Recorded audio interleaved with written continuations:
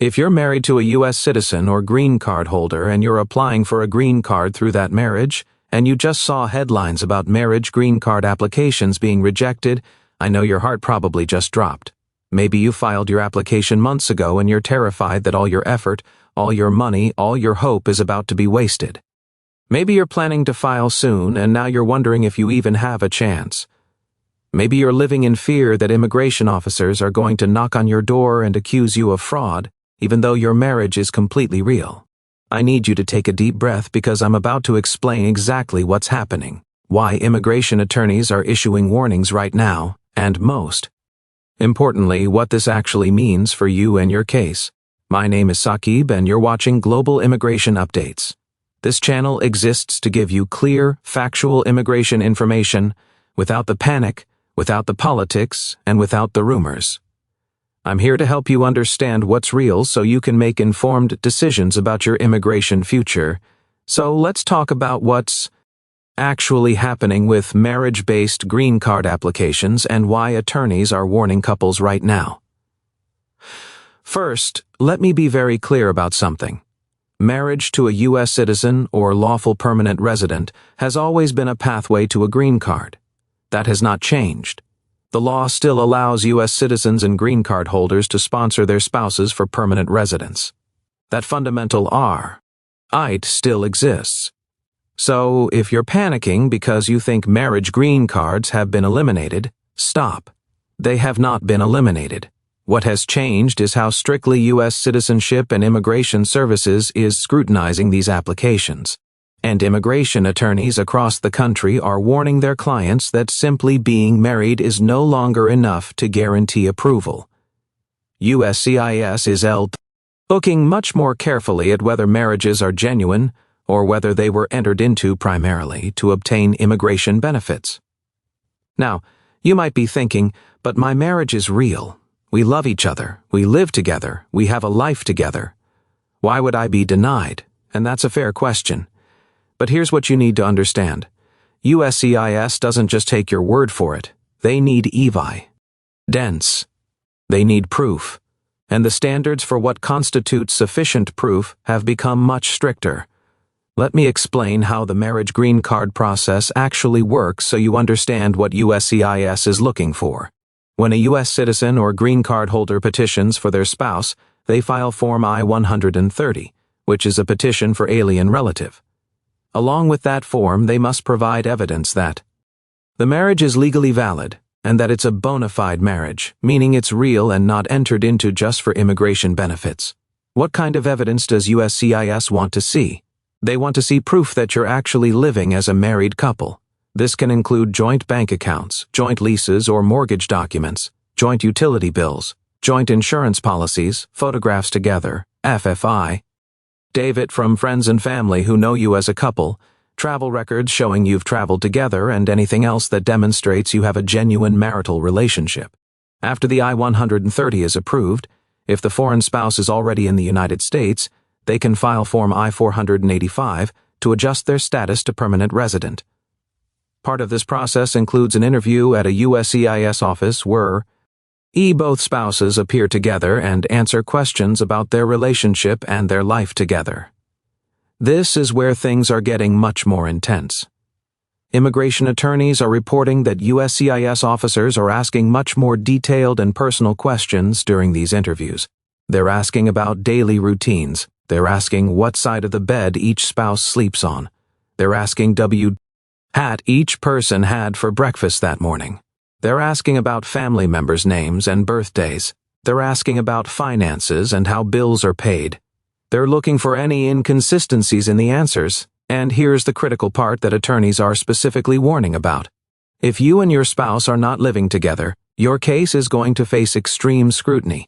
If you're living at different addresses, if one of you is living with parents or friends while the other lives somewhere else, if there's any indication that you're not maintaining a shared household, USCIS is going to question whether your marriage is genuine.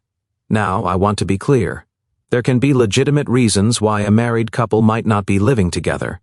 Maybe one spouse is working in a different city, temporarily. Maybe one spouse is caring for an elderly parent. Maybe there are financial constraints that require you to live separately for a period of time. These situations happen, and they don't automatically mean your marriage isn't real. But here's what immigration attorneys are warning. If you're not living together, you better have very strong evidence of why, and very strong evidence that why our marriage is still genuine despite the separation. You're going to need documentation. You're going to need a compelling explanation. And you're going to need other evidence that shows you're maintaining a real marital relationship, even though you're not under the same roof. USCIS has seen too many cases of marriage fraud. They've seen people get married purely for immigration benefits with no intention of actually building a life together. They've seen couples who get married, file the paperwork, and then immediately go their separate ways. They've seen arranged marriages where money changes hands. And because of all this fraud, USCIS has become much more aggressive about investigating and denying cases that don't clearly demonstrate a genuine marriage. There's another issue that attorneys are warning about, and it has to do with timing. If you got married very quickly after meeting, if you got married very soon after one spouse entered the United States on a tourist visa or another temporary visa, USCIS is going to look at that very carefully. They're going to want to understand the timeline, and they're going to want evidence that the marriage wasn't pre-planned as an immigrati. On strategy. Again, this doesn't mean that quick marriages are automatically fraudulent. People do fall in love quickly. People do get married after short courtships. But if that's your situation, you need to be prepared to provide strong evidence of your relationship. You need photos, communications, evidence of how you met, evidence of your relationship development, and evidence of your life talk. After marriage, let me talk about conditional green cards because this is relevant to the warning that attorneys are issuing. When you get a green card through marriage, and you've been married for less than 2 years, at the time the green card is issued, you receive what's called a conditional green card. This green card is valid for 2 years. Before it expires, you and your spouse must file Form I-751 together to remove the conditions and obtain a permanent green card. The purpose of the conditional green card is to prevent marriage fraud. USCIS wants to see that you're still married and still living together 2 years later. If your marriage has ended, or if you're separated when it's time to file the I-751, your case becomes much more complicated. You can still file to remove conditions. If the marriage was entered into in good faith, even if it has ended. But you'll need to file for a waiver and provide evidence that the marriage was genuine when it began. Attorneys are warning that USCIS is denying more I-751 petitions than ever before. They're scrutinizing these cases very carefully, and if there's any indication that the couple separated shortly after the green card was issued, or if there's insufficient evidence of a genuine ongoing marriage, the petition can be denied and the conditional resident can be placed in removal proceedings. So who is actually affected by all of this increased scrutiny? This affects anyone who is currently applying for a green card through marriage. This affects anyone who has a pending I-130 petition. This affects anyone waiting for their adjustment of status interview. This affects anyone with a conditional green card who will need to file I-751. This affects anyone whose case might have any factor that could raise questions about the genuineness of the marriage. Let me be very clear about who is not affected. If you're already a permanent resident with a 10-year green card that was obtained through marriage and you successfully removed conditions and everything is finalized, this doesn't affect you. Your status is not suddenly at risk. If you obtained your green card through employment or family other than marriage or through asylum or any other pathway, this doesn't affect you. Now, let me address some rumors that I've been seeing online because there's a lot of misinformation spreading. First, some people are claiming that marriage green cards have been suspended or eliminated. This is false. The marriage green card pathway still exists. USCIS is still processing these applications. The difference is that they're being more careful about approving them. Second, there are posts claiming that all marriage green card holders are being investigated for fraud. This is not true. USCIS investigates cases where there are red flags or indicators of fraud. They don't have the resources to investigate every single marriage-based green card case. If you obtained your green card legitimately through a genuine marriage, You're not suddenly under investigation. Third, some people are saying that immigration officers are showing up at people's homes unannounced to check if married couples are living together, while USCIS does have the authority to conduct site visits and fraud investigations. This is not happening to every applicant. Home visits typically occur in cases where there are specific concerns or red flags. The vast majority of applicants go through the standard interview process at a USCIS office. Fourth, there's a rumor that certain nationalities are being targeted, or that people from certain countries are automatically suspected of marriage fraud. While it's true that USCIS looks at fraud patterns and some countries may have higher rates of visa overstays or fraud attempts, your nationality alone is not a basis for denial. Every case is evaluated on its individual merits. So, what should you do if you're applying for a marriage green card or planning to apply first, and most importantly, make sure why? Our marriage is genuine. I know that sounds obvious, but I need to say it. Do not enter into a marriage primarily for immigration benefits. That is fraud. It's illegal. And if you're caught, the consequences are severe. You can be permanently barred from the United States. You can face criminal charges. Don't do it. Second, gather strong evidence of your genuine marriage. Document your relationship. Key: keep records of your life together. Joint financial accounts, joint lease or mortgage, joint bills and correspondence sent to your shared address, photographs of you together at different times and places, affidavit from friends and family, anything that shows you are living as a married couple and building a life together. Third, if you're not living together, understand that this is a red flag. And you need to address it. If there's a legitimate reason for the separation, document it. Get letters explaining the situation. Maintain other evidence of your ongoing relationship and be prepared to explain the circumstances clearly and honestly during your interview. Fourth, be completely honest on your application and during your interview. Do not lie. Do not exaggerate. Do not hide informa. USCIS officers are trained to spot inconsistencies and deception. If they catch you in a lie, even about something that might seem minor to you, it can destroy your case. Fifth, prepare for your interview together. You and your spouse should both know basic information about each other and about your life together. You should be able to answer questions about your daily routine, your home, why, our families, your relationship history. You don't need to memorize a script, but you should be comfortable talking about your real life together.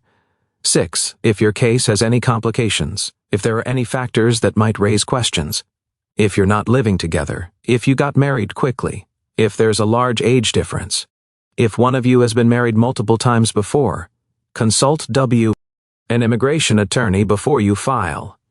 An attorney can help you understand what evidence you'll need and how to present your case in the strongest possible way. 7th, do not pay anyone who promises to arrange a marriage for immigration purposes. This is fraud, and you will get caught. Do not participate in any scheme where someone offers to marry you for money in exchange for helping you get a green card. These schemes always end badly. Let me also mention something about the public charge rule because it's related. When you apply for a green card, USCIS evaluates whether you're likely to become primarily dependent on the government for support. Your petitioning spouse must file Form I-864, Affidavit of Support, demonstrating that they have sufficient income or assets to support you. If your spouse doesn't meet the income requirements, they can use a joint sponsor. Make sure this form is completed accurately and that sufficient financial evidence is provided. I want to take a moment to reassure you about something. The fact that USCIS is scrutinizing marriage green card applications more carefully is not necessarily a bad thing for people in genuine marriages. Yes, it makes the process more intense. Yes, it requires more documentation. Yes, the interviews can be stressful. But if your marriage is real, if you have evidence, if you're prepared, you should still be approved. The increased scrutiny is aimed at preventing fraud. And while that might make things harder for everyone, it also protects the integrity of the system. It ensures that people who are legitimately married to U.S. citizens and green card holders can still obtain permanent residence through that marriage. Immigration law has not fundamentally changed. The marriage green card pathway still exists. What has changed is enforcement and scrutiny. And this is not entirely new. USCIS has always had the authority to investigate marriage fraud. They've always been able to deny cases that don't demonstrate a bona fide marriage. What's different now is that they're using that authority more aggressively. If your application is denied, you may have options. Depending on the specific circumstances, you might be able to appeal the decision or file a motion to reopen or reconsider. If you're placed in removal proceedings, you have the right to appear before an immigration judge. You have the right to be represented by an attorney. The system has due process protections, but the best approach is to avoid a denial in the first place by making sure your application is strong from the beginning. Document your relationship thoroughly. Be honest, be prepared, and if you have any concerns or complications, get professional help before you file. Let me remind you where to get accurate information. USCIS.gov is the official U.S. Citizenship and Immigration Services website. That's where you'll find official forms, instructions, processing times, and policy guidance. If you see something alarming on social media, verify it with official sources before you panic. I also want to emphasize that immigration attorneys are issuing these warnings not to scare you, but to help you. Attorneys who work with marriage green card cases every day are seeing the increased scrutiny. They're seeing more requests for evidence. They're seeing more denials. They're seeing USCIS taking a harder line. They're warning people because they want you to be prepared and to understand what you're up against. This doesn't mean you shouldn't apply for a green card through marriage if you're in a genuine relationship with a U.S. citizen or green card holder.